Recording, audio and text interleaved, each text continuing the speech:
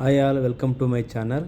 ಹೇಗಿದ್ದೀರಿ? ಮಾನವ ಯಾವ ಪ್ರಾಣಿಯ ಹಾಲು ಕುಡಿದರೆ ಸಾಯುತ್ತಾನೆ? 1 ನಾಯಿ, 2 ಬೆಕ್ಕು, 3 ಕತ್ತೆ, 4 ಸಿಂಹ.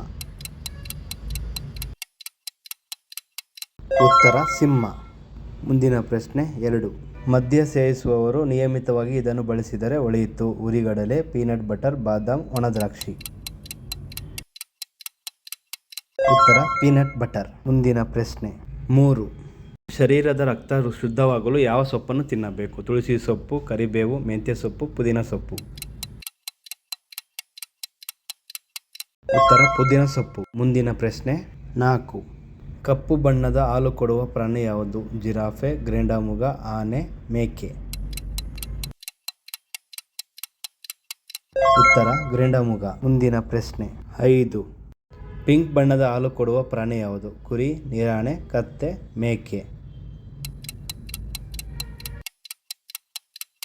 ಉತ್ತರ ನೀರಾಣೆ. ಮುಂದಿನ ಚಂದದಾರರಾಗಿ